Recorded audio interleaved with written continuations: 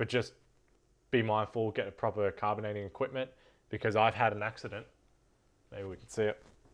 Oh, I've scrubbed it pretty well. There's like little two black spots up here, and as you can even see scrubbing up here. I had a mixed berry kombucha and tepache 2 separate times, and I've capped them, and they went straight to the roof. It was disastrous. My missus was not happy. Doghouse time. Hi, my name's Elijah O'Kelly-Attard. I'm a chef, and this is my fermentation station. Fermenting for me started at the first cafe I ever worked at. The head chef is Thai, and his mother came in one day and was like, you know, Johnny, I want to teach you how to make kimchi. So she salted this cabbage, made this chili paste, mixed it all together and left it outside in a bucket sealed. And that was the first time I ever came across that, because after 2 weeks, when you'd open it up and get this delicious smelling kimchi, which I've been making ever since, that blew my mind, that you can take something and kind of really maximize the flavor of something so simple like cabbage. Foraging started for me at the next venue when I went to Kavo, which is the one-hatted restaurant in Wollongong. They were very big for foraging. You'd have to go foraging nasturtiums and oxalis and lemon myrtle and stuff for the menu, and beech mustard. So that's how that kind of introduced me. I would have to go pick herbs for the menu at the restaurant there. So for me, taking both of these ideas, one thing that I had to do for Kavo very heavily, and something I only really touched upon at the cafe, to now Yellow, where there is now a big focus on using the ingredients around. You know, Sander comes from Key, he's a sous chef at Key Restaurant, and loves learning about fermenting and making shiokojis and misos and vinegars and kombuchas. So all these things we more or less have on the menu in some way, shape or form, and we're always experimenting and tasting things and thinking, wow, does that work? Is that the best way we can use that ingredient? And when I came to him and said, hey, I've got these awesome ingredients that I learned to forage from this other restaurant, and he's got this experience of fermenting, we kind of collaborate with these ideas and say, well, I think this would work perfectly. I think this would work really well, or maybe lemon myrtle doesn't work well with this, or hey, you're making shiokoji, what if we mixed wattle seed in with that to make a kind of cream liaison? So that's how we work from our two different backgrounds of experience. And for me, being a chef and foraging has become such a passion, and working on sharing the recipes and the ideas and the creations that I come up with to help other people recognize that foraging and wild foods have a place in Australian, well, it is the place of Australian modern food. Yeah, so here we got the soy miso. It's the first miso I've ever made. Just way too much salt. I thought it was going to take 6 months. It has now been 8 months, and you can see we're not even close. My knowledge of miso is still in the learning stage, very amateur. Yeah, it's chickpea miso, once again. That's something I probably should have whipped up a bit finer, because it'd probably work a little faster. All right, shiokoji. So we currently have shiokoji that we are making at work. This is the spent rice that's at the top. Once you drain the shiokoji mixture, we use that water as the replacement for gluten-free instead of using white soy, because it helps give that kind of salty umami flavor. And this is just the rice that's on top of that. So I can use that to fold into creams, pastries, desserts, or even snacks. This is just gin and lily pillies. All I've done here is just dehydrated them, and that preserves them really nice, so the flavor's good.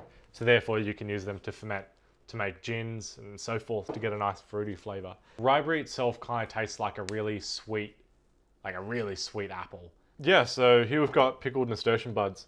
This is essentially just a sweet pickle using vinegar, water, sugar. These have probably had these for like 2 or 3 months now, and surprisingly they've retained their color. We'll find out if their flavor's still good. It was a couple of weeks ago. So what this does is just take something that's peppery and sweet naturally and gives it that kind of extra kick. Kombucha's in the back.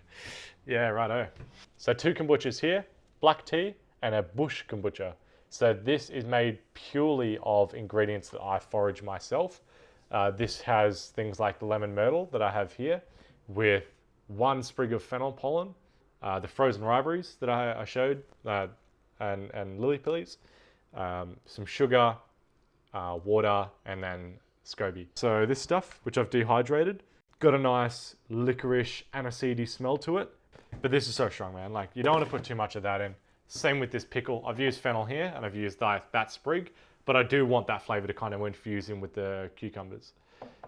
This is a lemon myrtle kombucha with no tea leaves, just fresh leaves dried out. So it's quite strong as it is.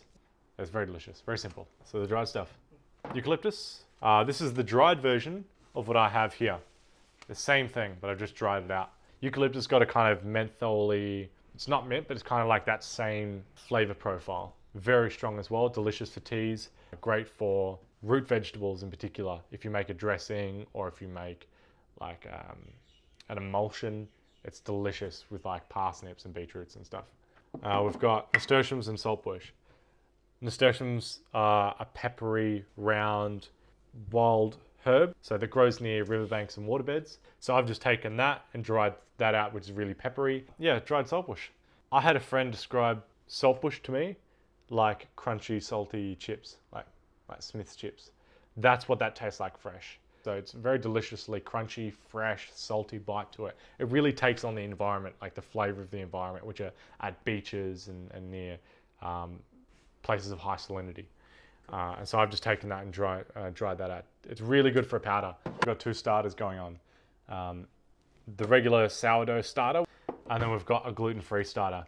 I've been using my time, I'm not going to say wasting in inverted commas, but using my time to understand the gluten-free side of fermenting with sourdough and bread.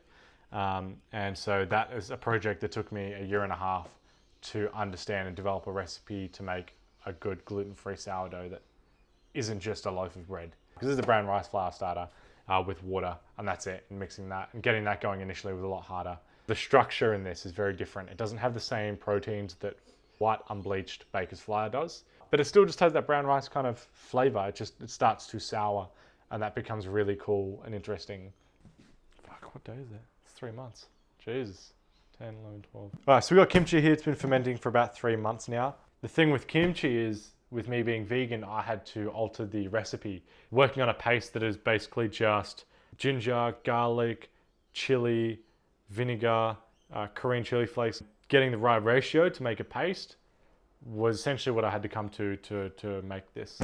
And then you just let it sit, and it seems to work deliciously. So you can feel the tension in this, which is pretty crazy. The CO2, the carbonation that's going on, it's crazy. I hope I don't get splashed, otherwise I'll be in the doghouse again. Anyway, you're good to go? Yeah. All right. Here we've got the black tea kombucha, which has been aging for about 5 to 7 days. So it's still relatively fresh. Kind of tastes like apple juice. Delicious. That's very good. I think that would be sick on like pancakes if you reduce that down to a syrup. Oh, the bush kombucha. This is fun. It's very different. It's as far as I want to take it in terms of acidity. It's got that acidic touch to it while also being sweet. The appleness of the riberry, the lemon of the lemon myrtle, and the licorice from the fennel pollen. The flavor is very hard to pin down. Pairing that with things, stone fruit, peaches, nectarines, mango, granito would be kind of cool. Brings down the harshness of the acidity. This is lemon myrtle kombucha. Surprised how clear that is. Far less acidic than these two. Cocktail. This would be a great bartender thing to make. This would be sick for cocktails. A gel out of this, or a cream liaison, like mixing this with coconut curd. Very good. This is one of the 2 failures that I've done. I needed to have blitzed that down a bit more. You see already in here that there is a bit of green mold, which is bad mold. White mold's kind of okay. Whether you can see, there's a tiny bit of that. That's bad. It smells like really shit dry bread you get as a kid. It tastes like wheat grain, like when you mill wheat. Yeah, so this is the soy miso. Obviously, the amount of salt in here is going to make it take forever to grow and ferment, but at least you can see there is progress. So that's nice. That little bit of juice on top is very interesting. Still wheaty, it's just more intense. Who knows, maybe just use it to make bread miso, like use miso to make bread. That'd be pretty cool.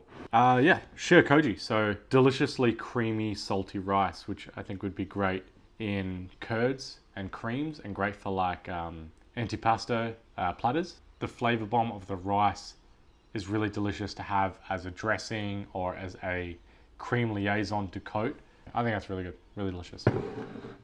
This is the fennel pollen pickled cucumbers. Cucumbers? These are so plump. So the colors really, this is just 24 hours of pickling. You can lightly get that fennel, that aniseed licorice, which is really, really cool. 100%. You can straight away taste the fennel. If you know what fennel smells like, that's good. I think that's really cool because I think the fennel's really, got to be really soft. If you add too much, it'll be too strong. Pickled nasturtium buds. Yeah, it's a little sharp, but it's still juicy, still a little sweet. If you were to use them on a dish, you would need a lot more, which I think will begin to be unsustainable on the side of foraging. So if you wanted to pick them, you could use like 1 or 2 for a snack, and that's totally fine. Like, yeah, I think with something sweet and sour to balance that, potentially something creamy, but definitely something crunchy as well would be the ideas that I'm thinking of if I wanted to make a snack. I have used this for a dressing, so yeah, it's delicious. Very good. Oh, the kimchi, of course. You could easily use this as a flavor booster. Not as strong as I'd hoped, enough to make an impact. So I think this would be great with like things that are naturally caramelizing sugars, like with sweet potato or beetroot. But I would definitely prefer that to be more crunchier, 100%. Just remember to put these dishes away before I start filming. Fine. Don't people have to know the real truth about me, you know? Yeah, so we're making the lemon myrtle jube, or a pâté de fruit, which is essentially just made from a lemon myrtle kombucha, which I add a bit of glucose to and setting agents, let that set, and then roll it in lemon myrtle sherbet. It's pretty delicious. It's a super refreshing kind of petit four. Yeah, so lemon myrtle's the super robust, strong flavor, so I decided to use that because it was really lemonade-y, kind of like the Kirk's lemonade you'd get as a kid. That summer drink that you would taste and would get your carbonation and your energy going. So I love that kind of flavor profile because it just kind of takes you back. It's very nostalgic. And using that flavor with the SCOBY to make kombucha emphasizes the fizzy, bubbly lemonade that you used to have as a kid. So that was kind of the big motivation for me to use lemon myrtle. This is castor sugar. The pectin will be doing most of the stabilizing, and then a bit of absorbic acid as well to help give it that kick.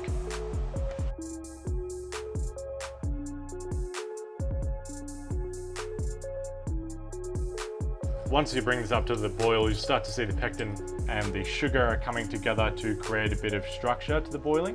The more it reduces, the more structure begins to form, and that's what you want.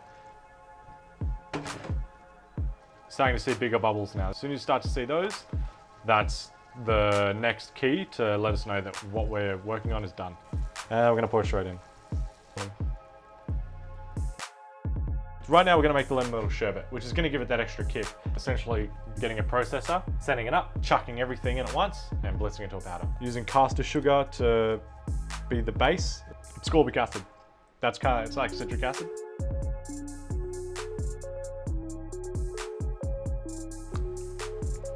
Or we can go more bicarb. Simple as that. Sherbet. The good stuff. Alright, so right now I'm just gonna pull out the jube, so it should be set. So I'm gonna pull it out, cut it up into the pieces, and roll it in the sherbet.